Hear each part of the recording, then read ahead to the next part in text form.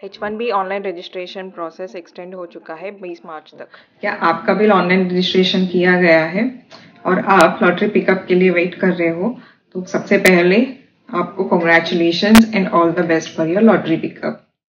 Lottery pick होने के बाद कौन से डॉक्यूमेंट सबमिट करना है एंड आरएफई क्या होता है एंड यूएससीआईएस अपना स्टेटस कितने दिन में अनाउंस करेगी, तो इस सारी चीजें मैं इस वीडियो में आपको बताऊंगी।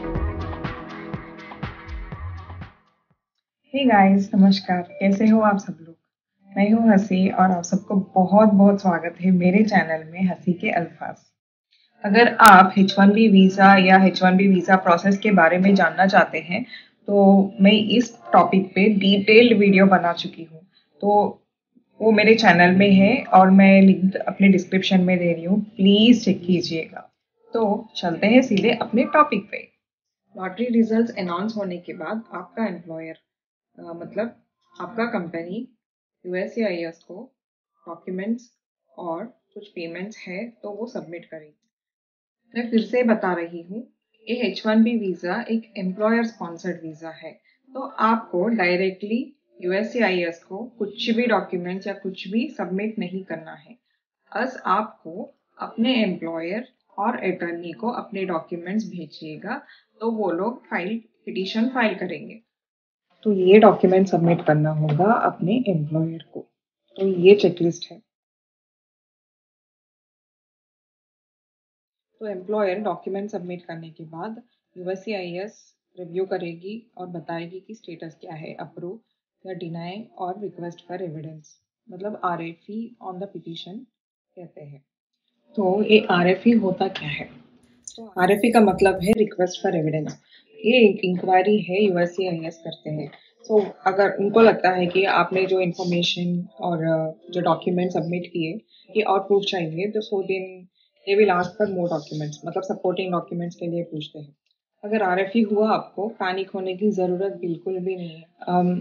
मोस्ट ऑफ द केसेस में अप्रूव हो जाता है जो प्रॉपर डॉक्यूमेंट सबमिट करते हैं, बट सम केसेस में सेकेंड आरएफई भी हो सकता है, थोड़े केसेस में तो डिनाई भी हो सकता है। अगर आरएफई इश्यू हुआ तो आपको प्रॉपर डॉक्यूमेंट्स एंड इंफॉर्मेशन के साथ रिप्लाई करना होगा within the given period of time. तो मेक श्योर आप सब अप्रोप्रिएट डॉक्यूमेंट्स भेज रहे हो and ensure that all the questions are answered. तो जनरली आपको ईमेल भेजा जाएगा फ्रॉम योर एम्प्लॉयर और अटॉर्नी कि आपका आरएफई हुआ है। तो मेरा सजेशन ये है कि अगर आपका आरएफई होता है तो जितना जल्दी हो सके उतना जल्दी डॉक्यूमेंट सबमिट कीजिएगा। तो जितना लेट करोगे उतना लेट होगा आपका केस कंप्लीट होने में। यूएससीआईएस एक टूल यूज करते हैं, उसको वाइप कहते हैं। तो उसमें पूरा कमर्शियल इंफॉर्मेशन होता है। तो ये लोग क्या करते हैं, they will compare this system with your petitioning employer। तो ये RFE depends on different cases। तो ये RFE रिगार्डिंग पिटिशनर भी हो सकता है या बेनिफिशियरी भी हो सकता है या बोथ, एनीथिंग कैन हैपन। तो ये RFE जनरली क्यों होता है, मतलब थोड़े डिस्क्रिपेंसीज हो सकते हैं, लाइक फॉर एग्जांपल आपका एम्प्लॉयर का एड्रेस चेंज हो चुका है रिसेंट टाइम्स में, तो वहाँ पे भी हो सकता है। और तो ये recent changed address and the petitioner mentioned address in the petition will not be matching, तो पक्का यहाँ पे आरएफई होगा फॉर एक्स्ट्रा डॉक्यूमेंट्स। तो ये H1B के RFE most common RFE reasons क्या होते हैं? ऐसे केसेस भी हो सकते हैं कि आपका डिग्री है but it may not be in the same field of the proposed position. तो उस टाइम पे यूएससीआईएस आरएफई भेजेगी कि इस डिग्री इस पोजीशन को कैसे रिलेट करता है। H1B visa is for qualified workers in speciality occupation. तो इसका मिनिमम डिग्री होना है, इट्स बैचलर्स डिग्री और any equivalent degree which matches the occupation, the speciality role.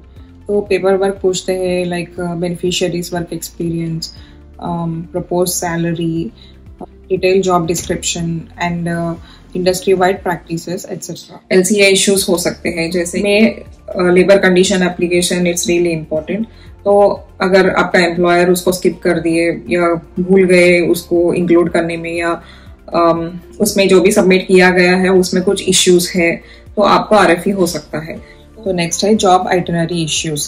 तो इसमें अगर आपका एम्प्लॉयर किसी क्लाइंट लोकेशन को भेज रहे हैं एक स्पेशल असाइनमेंट पे, लाइक इन क्लाइंट लोकेशन को, H1B petition must include detailed job description, job duties क्या है आपके और कितने आवर्स काम करोगे, अब जॉब ड्यूरेशन कितना है और बेनिफिट्स क्या होंगे और सैलरी कितना होगा और आपको कौन सुपरवाइज करेगा वहाँ पे। तो पूरे डिटेल्स क्लियरली मेंशन करना है जब आपका एम्प्लॉयर H1B पिटीशन फाइल करेंगे। अगर इस तो ये डिनायल रेट कैसा है H1B वीजास का, तो फोर्ब्स के हिसाब से इट्स 2021 में 4% था एंड 2022 में 2%। अगर आपका H1B पिटीशन डिनाई हो जाता है तो आपको नेक्स्ट ईयर तक वेट करना पड़ेगा।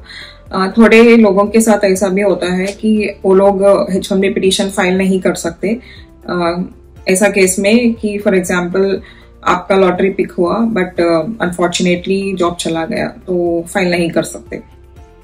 उस केस में 85,000 का कोटा फुल नहीं होगा, तो उस टाइम पे USCIS फिर से मतलब मल्टीपल राउंड्स ऑफ लॉटरी करेगी। अगर आपका स्टेटस स्टिल सबमिटेड में दिख रहा है तो still you have a hope. Generally irrespective of your approval date, ये H1B स्टार्ट पीरियड अक्टूबर 1 से ही होगा सेम ईयर में।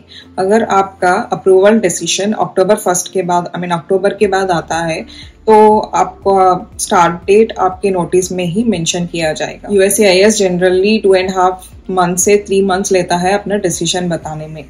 तो जनरली आपको जुलाई और अगस्त तक आपका पिटीशन स्टेटस पता चल जाएगा। अगर आपका प्रोसेस जल्दी करना है तो आप प्रीमियम प्रोसेसिंग चूज कर सकते हो, उसके लिए आपको एक्स्ट्रा मनी पे करना होगा।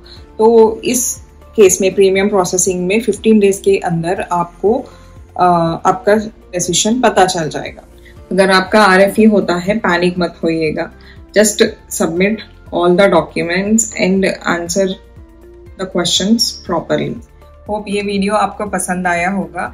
अगर आपको ये वीडियो इंफॉर्मेटिव एंड हेल्पफुल लगा तो प्लीज जाके लाइक कीजिएगा। Please share this video with your friends and relatives जिनको ये H1B प्रोसेस जानना जरूरी है, और please subscribe to my channel with for more informative videos and latest updates के लिए, and click on the bell icon नए वीडियोस के नोटिफिकेशंस के लिए। मैं इंस्टाग्राम में भी हूँ विद द सेम नेम हसी के अल्फाज, प्लीज जाके वहां पे फॉलो कीजिएगा। मिलते हैं मेरे अगले वीडियो में विथ मोर इंफॉर्मेटिव कंटेंट। तब तक के लिए अलविदा।